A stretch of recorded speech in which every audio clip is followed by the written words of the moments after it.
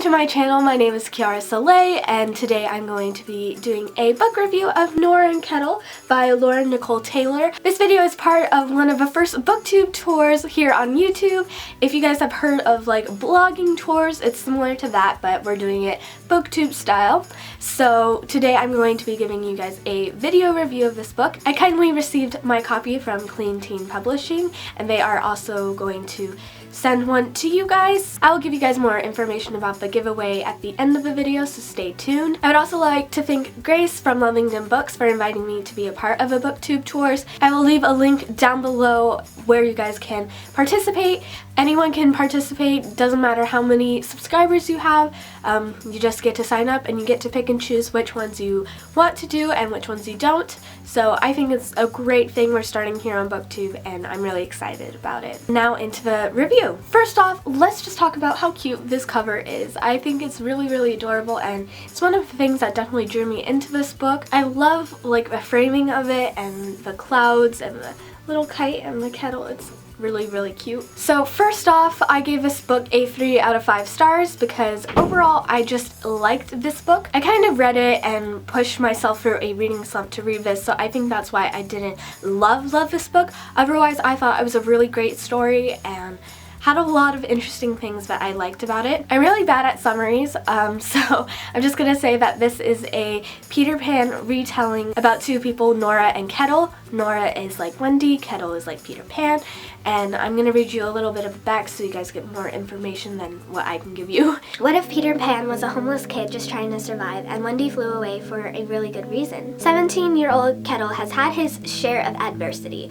As an orphan Japanese American struggling to make a life in the aftermath of an event in history not often referred to, the internment of Japanese Americans during World War II, and the removal of children from orphanages for having one drop of Japanese blood in them. Things are finally looking up. He has his hideout in an abandoned subway tunnel, a job, and his gang of lost boys. Desperate to run away, the world outside her oppressive brownstone calls to the naive 18-year-old Nora, the privileged daughter of a controlling and violent civil rights lawyer who is building a compensation case for the interned Japanese Americans, but she is trapped, enduring abuse to protect her younger sister Frankie and wishing on the stars every night for things to change. Eventually these stories do intertwine. I was kind of expecting some romance from this book, but I'm really glad it didn't turn out to be like a complete romance novel like most Peter Pan retellings are, kind of like Tiger Lily. I'm also really happy that the Peter Pan retelling wasn't very strong. I'm glad I couldn't like predict what was going to happen based off of what I know from Peter Pan. So I think the author did a really good job at intertwining the story, but also making this its own story as well. I also felt like this book dealt with the racism of Japanese Americans really well. I don't think it was offensive, it was just kind of like a reality thing. I also like that this book had diversity and that we had a Japanese main character. When I signed up for the tour, I was learning about World War II and the Japanese internment camps, so I was really interested in reading this book, and I had kind of a background on what was going on, but I do feel like the author could have explained a little bit more about what was going on, because even though I had a background, it's kind of confusing about how he was in the camps. I don't know if that's just me or I was just reading too fast and skipped over the details. I really like Nora. She was a really strong female character, and she really did anything for her sister. Her love for her sister was just something I really respected.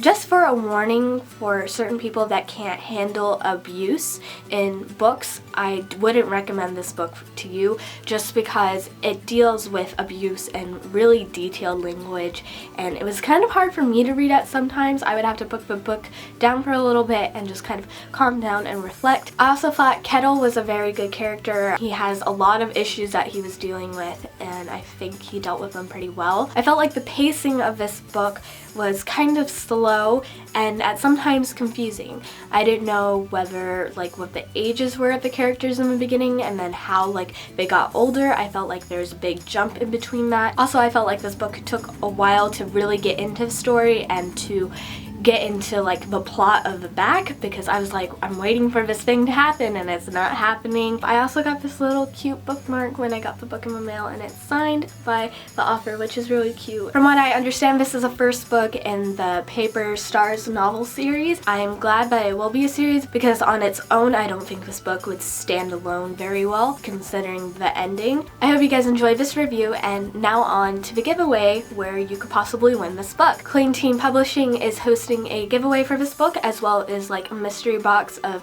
some fabulous book stuff. If you're interested in the giveaway, I will leave a link down below. Most of the things to enter only gives you like 1 or 2 entries, but if you buy a copy of this book, you actually earn 5 extra entries. I recommend buying this book for yourself, and if you do win the book, you could give that book to a friend. Thank you so much for watching this video, and thank you to Grace for letting me participate in these booktube tours. If you like this video, please give it a thumbs up, and if you want to see more of my face, subscribe down below. I hope you all have a fantastic day, and until the next time I see you, happy reading! I'm doing a video. Why?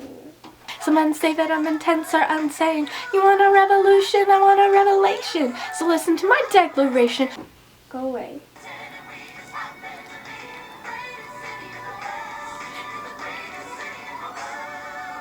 I love you, the YouTube.